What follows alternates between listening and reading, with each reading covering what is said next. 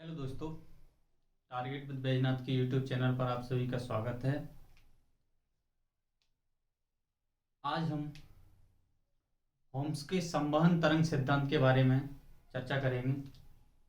इससे पहले हम कोवर का भूसन्नति सिद्धांत, जो कोवर महोदय थे, उन्होंने जिस प्रकार भूसन्नति से एक पर्वत, जो बलित पर्वत होते हैं, उनके निर्माण के बारे में बताया था, उसी प्रकार हमारे जो होम्स महोदय थे, जो कि ब्रिटेन के थे, उन्होंने भी संवहन तरंगों के सिद्धांत के आधार पर बलित पर्वतों के निर्माण की व्याख्या की है।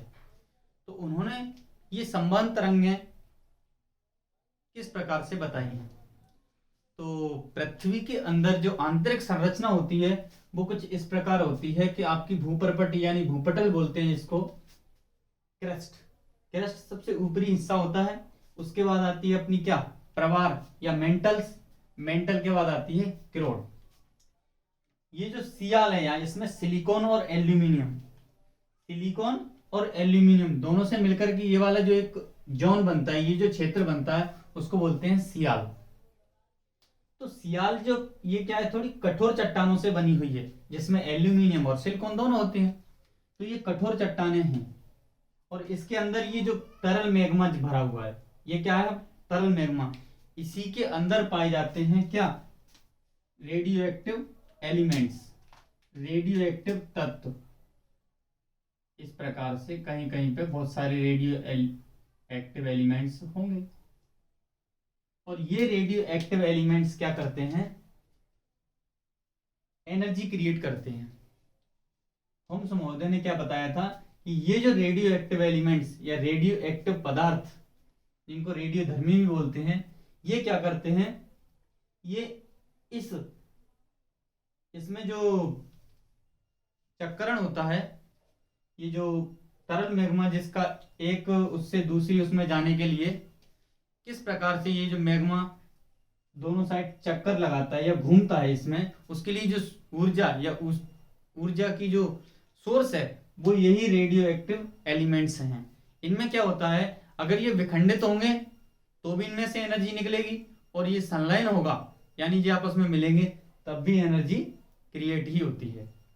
तो होम्स महोदय ने इस सिद्धांत के बारे में बताया कि ये जो पर्वतों का निर्माण होता है, जो बलित पर्वत होते हैं, वो संवहन तरंगों के सिद्धांत के आधार पर, कि इस जो पृथ्वी के अंदर वाले भाग में जहां पर तरल मैग्मा भरा हुआ है, वहां पर संवहन धाराएं चल रही हैं।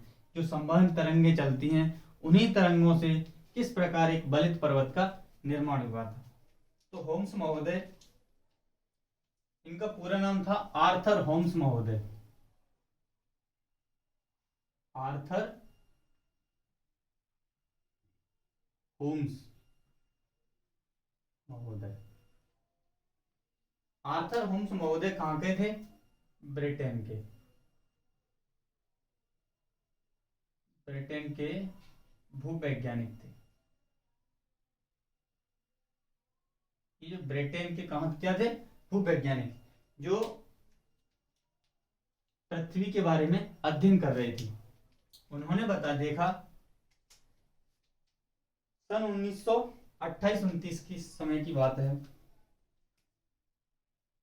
1928-29 यानी 1928-29 के समय पर इन्होंने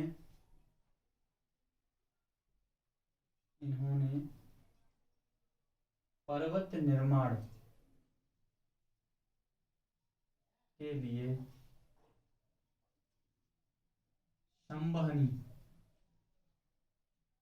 ये जो संवहनी तरंगें होती हैं, संवहनी तरंगों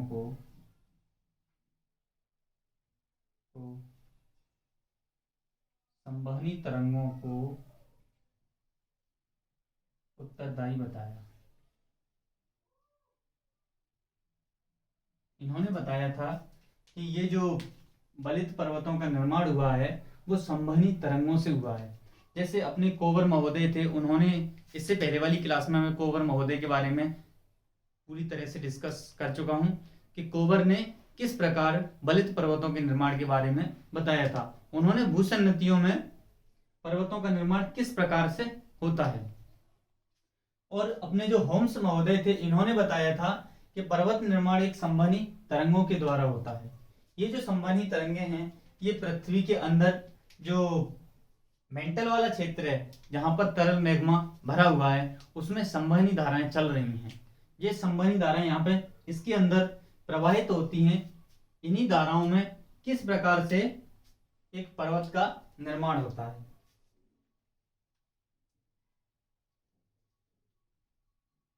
पृथ्वी की 3 परतें हैं, भूपटल, प्रवार और किरोड़, यानी भूपर्पटी, प्रवार और किरोड़। तो क्या है, ये जो प्रवार वाला एरिया है, प्रवाल वाला क्षेत्र, प्रवार वाले क्षेत्र में तरल मैग्मा भरा हुआ है जिसके अंदर संवहनी धाराएं चलती हैं। देखो,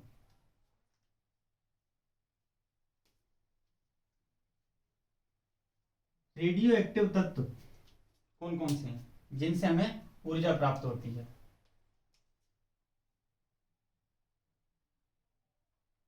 रेडियो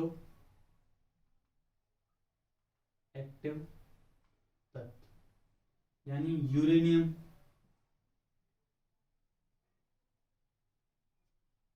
थोरियम आदि। ये जो रेडियो एक्टिव एलिमेंट्स हैं ये क्या है, इनका अगर विखंडन होगा ना तो इनके बारे में लिख सकते हैं, इनके विखंडन और संलयन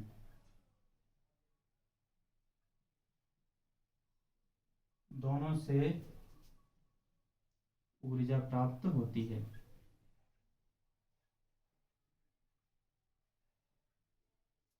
इसके विखंडन और संलयन दोनों से ऊर्जा प्राप्त होती है। तो क्या होता है पृथ्वी के अंदर,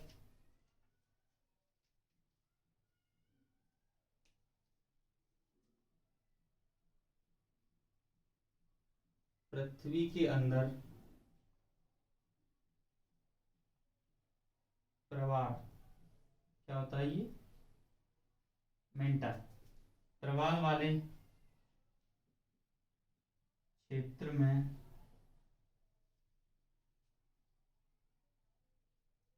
रेडियो एक्टिव तत्व विखंडित होकर,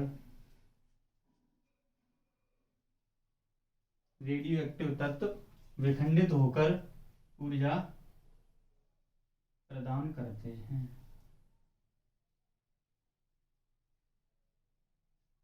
रेडियो एक्टिव ऊर्जा प्रदान करते हैं। अब ये एनर्जी किस प्रकार से प्राप्त होती है, तो देखिए इसका स्क्रीनशॉट ले लीजिए।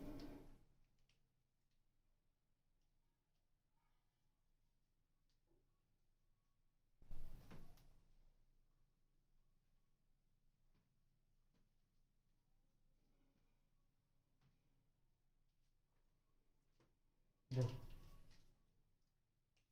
अपनी पृथ्वी में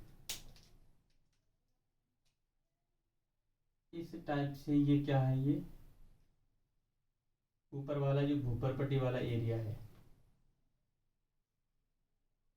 ये, इसके अंदर तरल मैग्मा भरा हुआ है।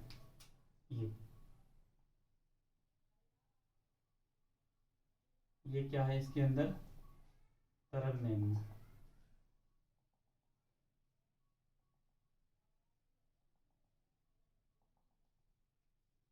इस तरल मैग्मा में कहीं कहीं पर क्या होते हैं, मान लिया यहाँ पर इस टाइप में, इसमें क्या है रेडियो एक्टिव एलिमेंट्स, जिनमें विखंडन से क्या हुआ, एनर्जी क्रिएट हुई और ये संवहन तरंगे हैं, इस प्रकार से इन्होंने चलना स्टार्ट कर दिया।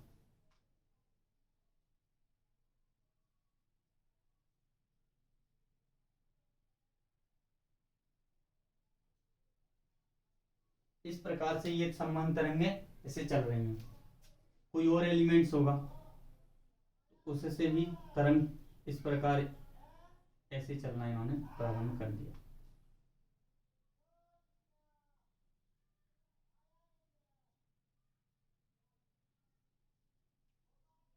इसको थोड़ा और आगे बढ़ा देते हैं।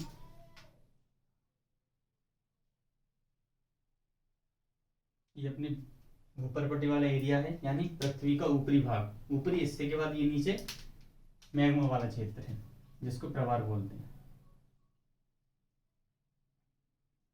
और ये इसमें क्या है, मैग्मा भरा हुआ है। इसके बाद दो तरंगें तो ये बन गई, इसके बाद अगली तरंगें हैं इस टाइप से चल रही होंगी। ये ऊपर के लिए गई, ऊपर जाकर के ये सियाल वाला क्षेत्र है वो थोड़ा कठोर है, तो इससे टकरा करके ऐसे घूम जाती हैं, घूम के आगे से दोबारा से इसी टाइप से और आ रही होंगी ना इस टाइप में, तो उनसे ये नीचे के लिए इन पे बल लगेगा तो ये इधर के लिए चलने लगेंगे, और इधर वाली भी इसी टाइप में चलती जाएंगी। और भी बहुत सारी हैं, इस प्रकार ये तरंगें चलने लगती हैं। इनको बोलते हैं अपन क्या, हम लोग इनको बोलेंगे संवहन तरंग। संवहन, ये संवहन तरंगें पृथ्वी के अंदर जो मेंटल वाला एरिया है जहां पे मैग्मा भरा हुआ है उसमें चलती हैं। तो इसमें दो स्थिति बनेंगी, एक स्थिति पर तो ये दोनों आकर के मिलती हैं। देखो ये वाला जो क्षेत्र है ना, ये यहाँ पर आकर के ये दोनों तरंगें क्या हो रहा है, मिल रही हैं, और यहाँ पे दोनों तरंगें एक दूसरे से दूर हट रही हैं। तो इस वाले क्षेत्र को बोलेंगे अभिसरण, और इसको बोलेंगे अपसरण। तो इसमें दो क्षेत्र हो गए, एक तो अभिसरण होता है और एक अपसरण होता है। तो इसके बारे में लिख लीजिए, दो स्थितियां पैदा होती हैं। संवहन तरंगों की दो स्थितियां उत्पन्न होती हैं। नंबर फर्स्ट कौन सी है, एक तो अभिसरण और दूसरी है अपसरण। तो अभिसरण और अपसरण, देखो अभिसरण में क्या होता है, जब दो तरंगें,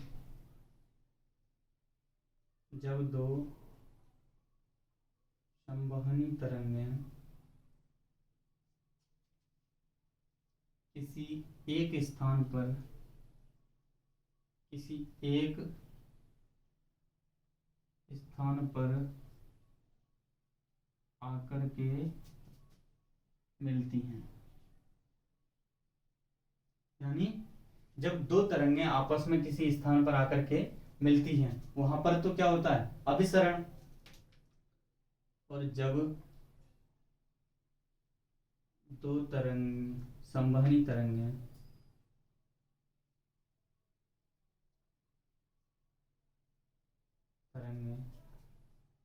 किसी स्थान पर,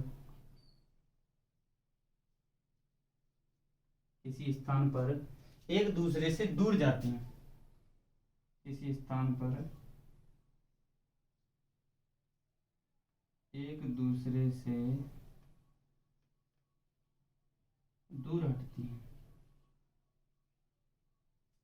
जब ये दोनों एक दूसरे से मिलती हैं वहां पे अभिसरण, और जो एक दूसरे से दूर हटते हैं वहां पे अपसरण। तो देखो अभिसरण वाला क्षेत्र होता है ना, तो ये नीचे के लिए धस रही है, नीचे जब जैसे ही नीचे तली के लिए धसेंगे तो इसमें क्या होता है, ये जो क्षेत्र है ये वाला, ये वाला जो क्षेत्र है नीचे धसने से इस टाइप में अवतलित हो जाता है। क्या हो जाता है, इसका अवतलन हो जाता है। और ये जैसे ये ऊपर उठ रही हैं तो इनके देखो इसके जो इससे टच होंगी, ये वाली जो अपनी तरंगे हैं वो इससे टच होंगी ऐसे ही, और इधर के लिए चलेंगी। जैसे इससे टच होंगी तो ये वाला जो क्षेत्र है ये क्या है, इसके तनाव से इससे इसमें क्या होगा, तनाव होगा और ये इस टाइप में हो जाएगा। और धीरे धीरे धीरे धीरे जैसे इसमें देखो ये तो अवतलित हो गया और इसमें तनाव उत्पन्न हो गया। इसके बाद क्या होगा आगे वाले चित्र में देखिए,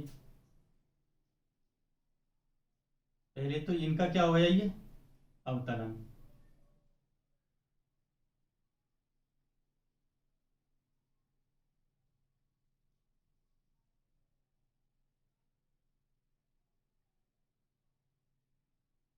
अवतरण।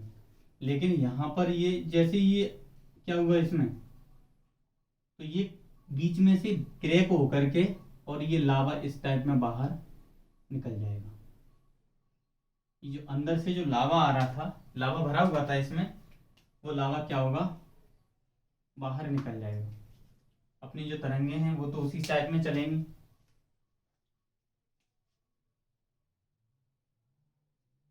यहाँ पर इसी टाइप में चल रही थी।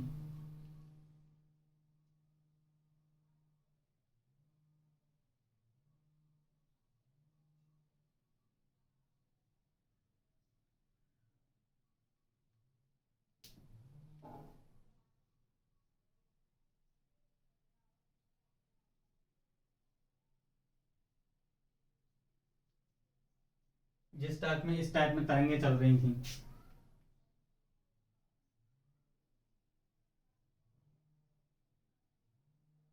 और इधर ये इधर भी तो गई और इधर वाली भी तरंगे इस टाइप में चल रही थी और इधर घूम गई थी। तो ये वाला जो क्षेत्र था ये इधर तो इसमें अवतलन हुआ और इसमें ऊपर उठा हुआ। तो इधर वाला जो क्षेत्र है ना ये क्या बन गए, ये बन गई भूसन्नति। ये क्या बन गए भूसन्नति। और यहां पर क्या बना, यहां पर बना ज्वालामुखी। जो ज्वालामुखी उद्गार होते हैं ना, उन्होंने बताया था कि यहां पर अवतलन से तो भूसन्नति बनी और इसमें जो तनाव उत्पन्न हुआ, इस तनाव से यहाँ पे जो बल लगेगा वो कौन सा होगा, तनाव बल। तनाव बल, इस तनाव बल से ये क्रैक हो गई। ये वाली जो भूपरपटी थी ये इतना ज्यादा बल हो गया कि ये क्रैक हो गई और यहाँ से ये क्या है ज्वालामुखी के रूप में लावा बाहर निकल गया और इसमें क्या हो गया ये अवतरण। तो जब दो समान संवहनी तरंगें किसी एक स्थान पर आकर मिलती हैं तो वहां पर क्या होगा, वहां पर अवतरण से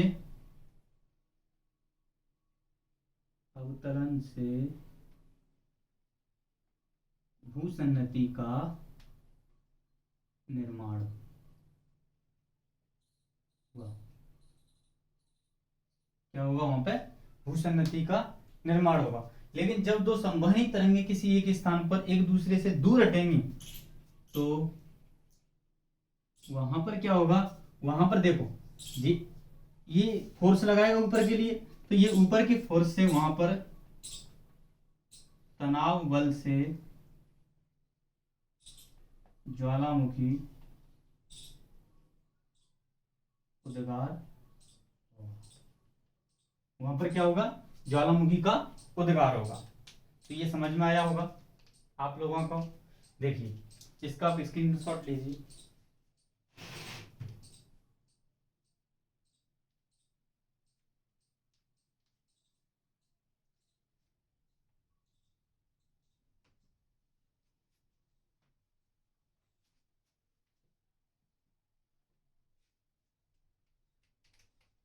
देखिए इसके बाद ये वाली जो स्थिति बनेगी, इसके बाद देखिए अगला चित्र। तो देखो ये जो अवतलन हुआ, इस अवतलन में क्या होगा अब और ज्यादा ये कैसा हो जाएगा अवतलित।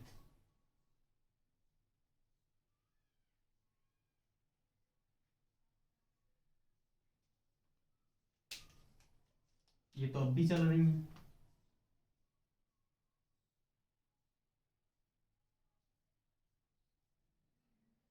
और ये इस टाइप में आकर के मिल भी रही हैं। और इधर भी आकर के इस टाइप में जाएंगी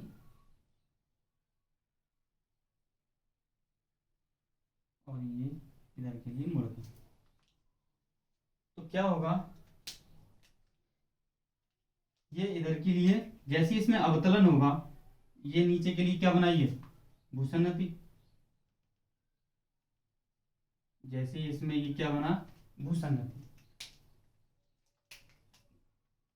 ये है भूसन्नति।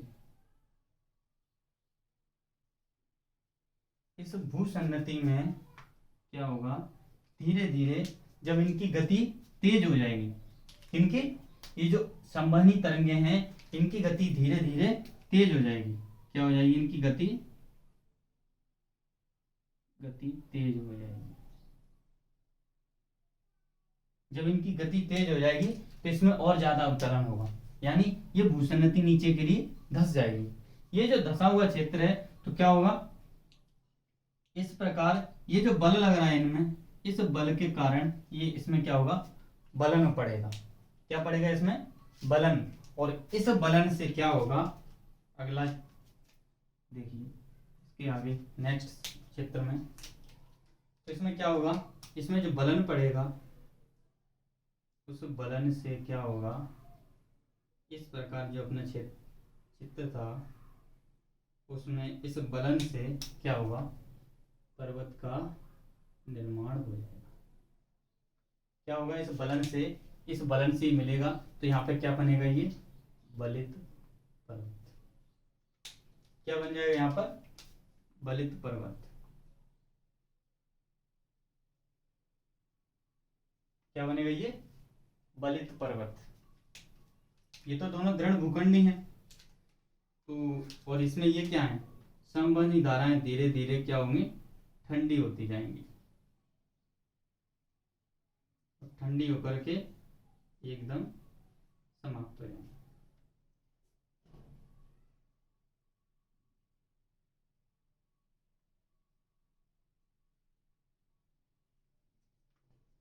देखो जब धाराएं इस प्रकार से देखो ऊपर जाती है ना धाराएं, जब धाराएं ऊपर जाएंगी तो ये तो शीतल हो जाएंगी, शीतल धारा। और ये नीचे होती है, नीचे आती है ना, ये होती है गर्म धारा। क्योंकि गर्म धारा ऊपर उठती है और ठंडी धारा नीचे बैठती है। हमेशा ध्यान रखना, जैसे जैसे ये ऊपर जाएगी ठंडी हो जाएगी, ठंडी होकर के इधर के लिए चलेगी तो नीचे बैठेगी, और नीचे बैठेगी तो नीचे आने पर ये पुनः गर्म हो जाएगी। तो गर्म और ठंडी ये वाला चक्र हमेशा चलता रहता है। तो होम्स महोदय ने इन संबंध धाराओं के आधार पर क्या बताया कि पृथ्वी पर बलित पर्वतों का निर्माण होता है। देखिए देखो इसमें 3 स्थितियां बनी थी। ये जो स्थिति है, पहले क्या हुआ था, इसमें पहले अभिसरण और अपसरण, ये प्रोसेस बहुत समय तक चलती है। उसके बाद ये जो भूसन्नति बनती है और यहाँ पे ज्वालामुखी बनता है, भूसन्नति और ज्वालामुखी। उसके बाद ये इसमें बलन पड़ता है, तो बलन पड़ने से क्या हो जाता है, ये बलित पर्वत का निर्माण हो जाता है। तो इस प्रकार से आपने होम्स महोदय के जो तरंग सिद्धांत, समान तरंग वाला सिद्धांत था, उसके बारे में जाना। होम्स महोदय ने चाहो तो इसके बारे में थ्योरी, और भी थ्योरी तो बहुत सारी लिख सकते हैं अगर आपको ये इसके बारे में समझ में आ जाए तो हमने इससे पहले कोबर का सिद्धांत समझा था, और कोबर के सिद्धांत के बाद ये छोटा सा होम्स महोदय का सिद्धांत है। होम्स महोदय ने समान तरंगों के आधार पर ये जो बलित पर्वतों के निर्माण के बारे में बताया था।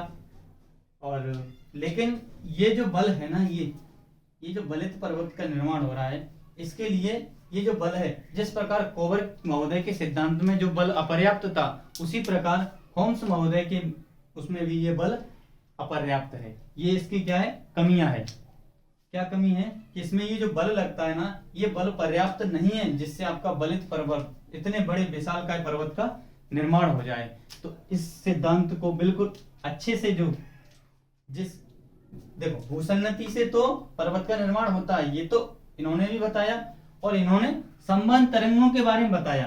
इस सिद्धांत से हमें संवहन तरंगों के बारे में जानकारी मिली।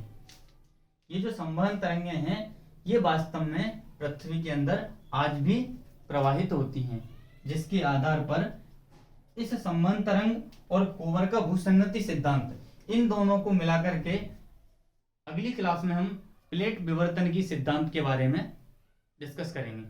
जब उसके बारे में चर्चा करेंगे तो वहां पर उन्होंने प्लेट विवर्तन की जो सिद्धांत है, उस प्लेट टेक्टोनिक सिद्धांत ने होम्स महोदय का जो संवहन तरंग सिद्धांत और कोवर का भूसंगति सिद्धांत, उन दोनों सिद्धांत को जोड़ करके बलित पर्वतों के निर्माण के बारे में जो एक भ्रम था उसको दूर किया है कि बलित पर्वतों का निर्माण इन दोनों का वास्तव में जो संवहन तरंगे हैं वो भी हैं और ये भूसंगति है वो भी है, ये दोनों इसके लिए उत्तरदायी हैं। तो इसके बारे में बिल्कुल क्लियर कंसेप्ट हमारा प्लेट टेक्टोनिक, जो हैरी एस महोदय ने प्लेट टेक्टोनिक के बारे में बताया था, उन्होंने इसके बारे में अच्छे से समझाया है। तो अगली क्लास में हम प्लेट विवर्तन की सिद्धांत के बारे में चर्चा करेंगे। तो होम्स महोदय ने जिस प्रकार बलित पर्वतों के निर्माण के लिए अपनी संकल्पना दी थी उसके बारे में हमने बता दिया है। अगली क्लास में हम प्लेट टेक्टोनिक सिद्धांत के बारे में डिस्कस करेंगे। जब तक के लिए धन्यवाद।